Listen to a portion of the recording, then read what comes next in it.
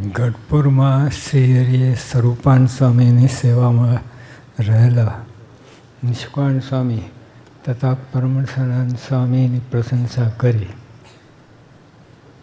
મહારાજની સેવામાં અભય સંતો રહેલા સારી સેવા કરીએ છે એટલે મહારાજે પ્રશંસા કરી. પછી કહ્યું, મહારાજ બે સંતો સેવામાં રહેલા નિષ્કાળ સ્વામી અને પરમહંસાનંદ સ્વામી એમની પ્રશંસા કરી. પછી મહારાજે કહ્યું, પોતાનામાં દોષ જુએ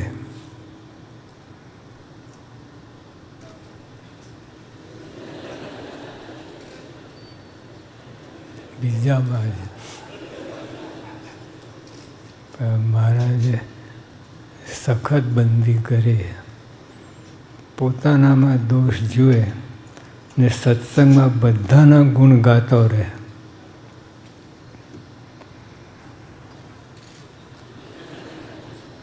ના બને. પછી આ કરીએ તો બીજું કરવાનું શું? આપણા સ્વભાવ પ્રમાણે જે કરવાનું. પોતાનામાં દોષ જુએ બહુ અઘરું છે. પોતાના દોષ જોવાય નહીં. બધા આમ કરે. પણ જો પોતાનામાં દોષ જુએ બારીકાઈથી ચૂંથી નાખે પોતાના દોષ, એની અંદર હું શું કરું છું, શું કરવા આવ્યો છું, હજામત થાય છે. બધા પોતાના દોષ ઉપર બધું રાખે. જો પોતાના દોષ જુએ તો આપણને ઘણીવાર નિરાશા આવી જાય. પ્રાપ્તિ અને પોતાના દોષ. ભગવાન મળ્યા છે, ફિકર નથી, બેડો પાર થઈ ગયો છે, એક મનમાં ધાર. અને પછી પોતાના દોષ બરાબર ચૂંટલા ભરીને જોયું. પોતાનામાં દોષ જુએ ને સત્સંગમાં બધાના ગુણ ગાતો રહે. થાય થશે. પછી આગળ વધીએ. અહીંયા જ ગાડી અટકે એટલે છે.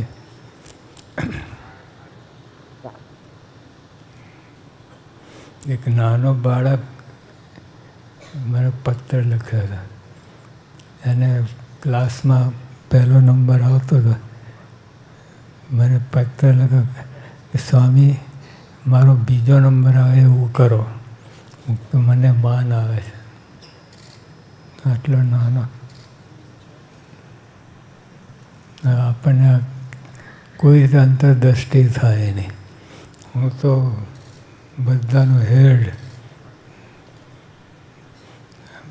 હું કહું એમ બીજા કરે. બીજા કે અમે ન કરે. પોતે અતિ મોટો માને હોય ને, મારામાં કોઈ દોષ જ નથી આવું માને.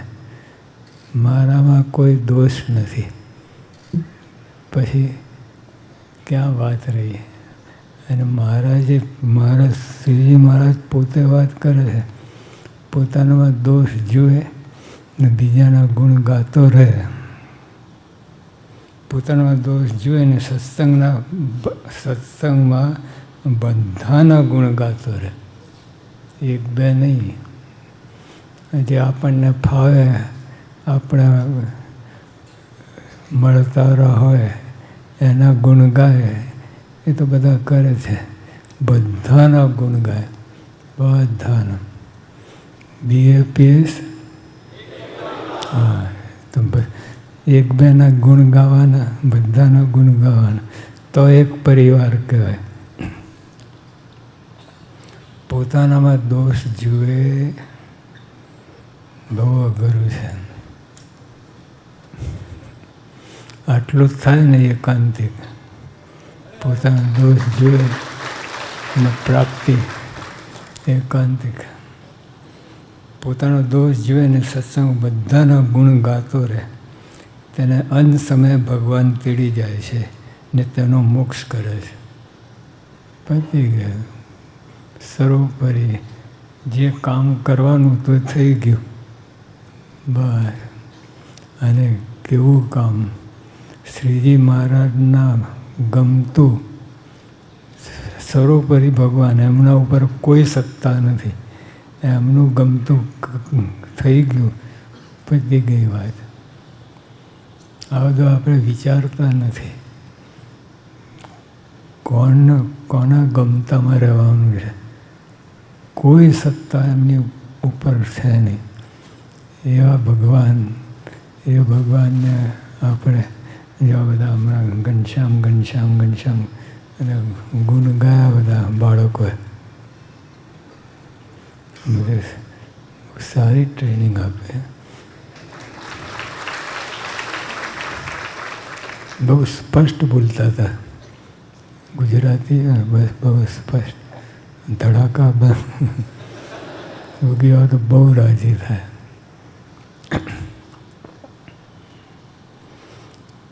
પોતાનામાં દોષ જુએ ને સત્સંગમાં બધાના ગુણ ગાતો રહે. બધાના, એક બે નહીં. તમને મસ્કામાં રહેનો ગુણ ગાય, બધાના ગુણ.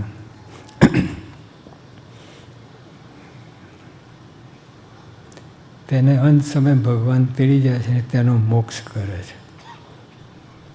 બધું પૂર્ણ સંપૂર્ણ કામ થઈ ગયું. જે ભગવાન અને સંતમાં દોષ કલ્પે છે, ભગવાન સંતમાં દોષ કલ્પે છે નહીં, એ કલ્પે છે. મૂર્ખો, ભગવાન સંતમાં દોષ છે જ નહીં. સર્વે ગુણે સંપન્ન, બધા સર્વે દોષે રહિત એવા ભગવાનમાં કલ્પે છે. ભગવાન સંતમાં દોષ કલ્પે છે, તેને જમદૂતો લઈ જાય છે બીજી બાજુ. ઓલા અક્ષરધામમાં જાય, ઓલા જમદૂત લઈ જાય પાતાલમાં.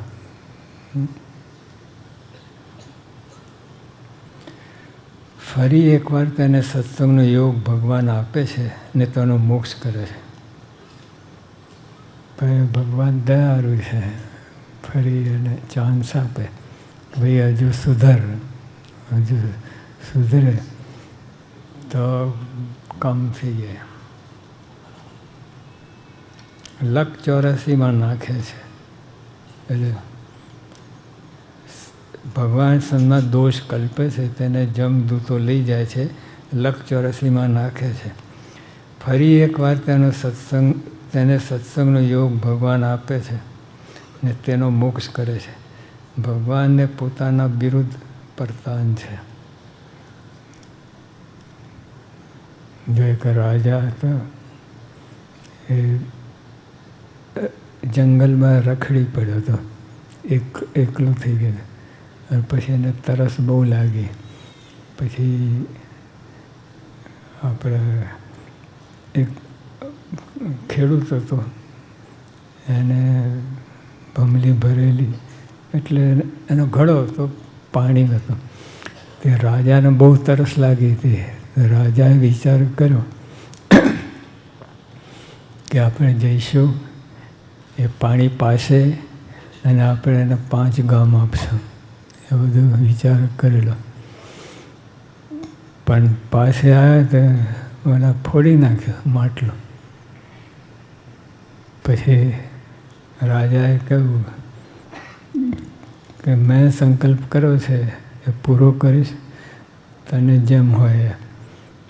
પછી 5 ગામ આપ્યા. પાણી ના પાયું તોય હવે એટલે આવી રીતે ભગવાન છે એમનું વિરુદ્ધ પૂરું કરે. છેલ્લામાં છેલ્લું બધું પ્રયત્ન કરે, પછી ના છૂટકે એટલે ભગવાન પછી જમના દૂતોને સોંપી દે બધું.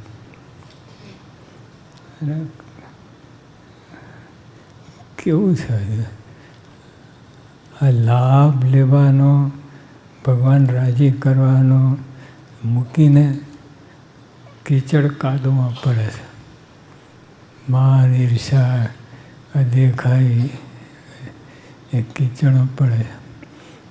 આટલો સારો લાભ ભગવાન કોઈ દિવસ મળેવા નહોતા.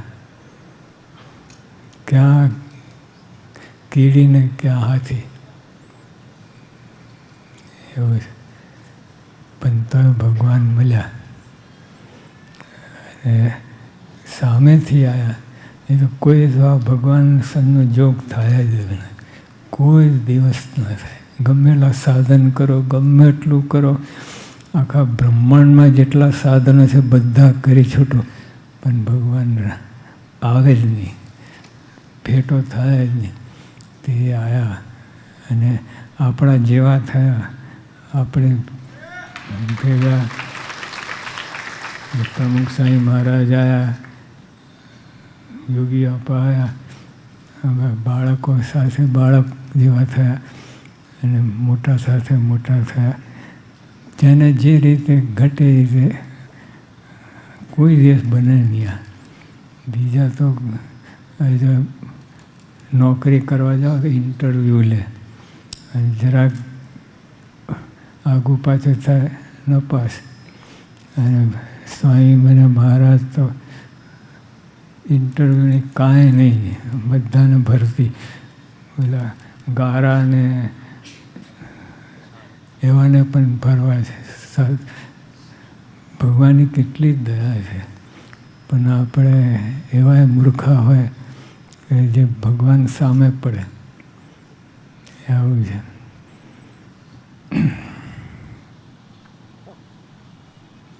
શુદ્ધ પવિત્રપણે રહી સત્સંગ કરે, શુદ્ધ પવિત્રપણે રહી સત્સંગ કરે. જો આપણે બધાએ કરવાનું છે, નાના બાળકથી લઈને બધા નિયમ પાળવાનો છે, નિશ્ચય કરવાનો છે. શુદ્ધ પવિત્રપણે રહી સત્સંગ કરે, તેનો અણુ જેટલો ગુણ પણ ભગવાન મેરુ જેટલો માની લે છે.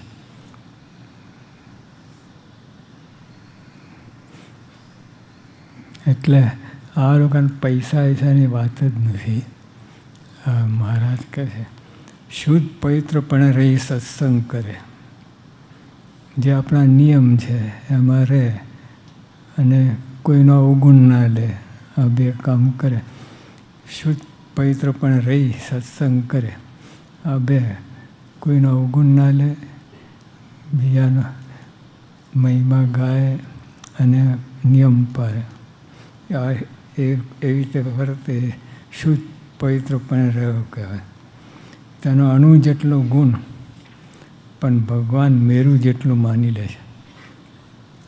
હવે આવા પુરુષ હોય અને જરાક જ ગુણ હોય એને ભગવાન મેરુ જેટલું માની લે છે.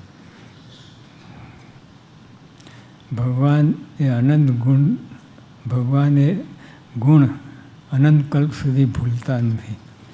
તેને અપાર સુખ આપે. પછી આવો હોય શુદ્ધ પવિત્રપણે સત્સંગ કરે, એનો ભગવાન અણુ જેટલો ગુણ હોય પણ મેરુ જેટલું માની લે. પછી ભગવાન ક્યારે ભૂલતા નથી. આપણે તો કોઈ પૈસા આપે લઈએ તો ઓલો આપનારને યાદ રાખવું પડે, લેનારને તો વાંધો નહીં.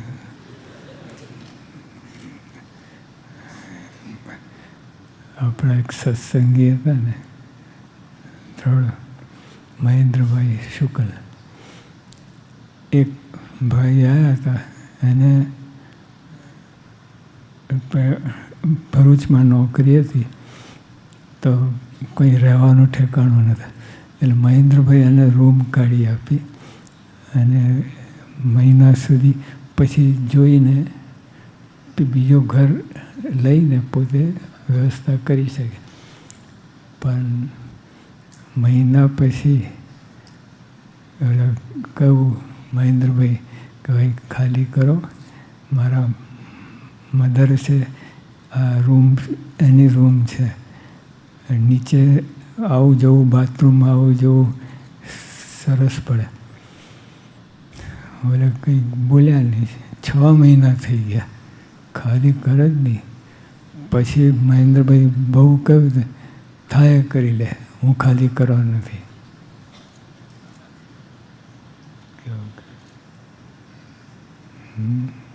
ના બાપની રૂમ હોય એમ વાત કરે. દયા કરી એટલે ધર્મ કરતાં ધાડ પડી.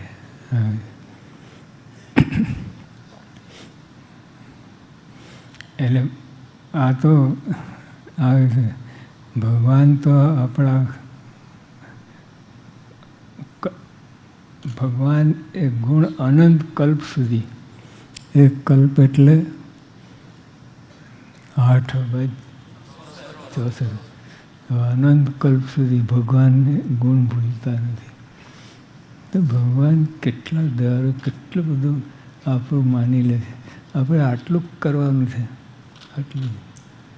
ભગવાન તો કેટલું માની લે છે, કેટલું મેરું જેટલું માને, અને પછી અનંત કલ્પ સુધી એ ગુણ ભૂલતા નથી.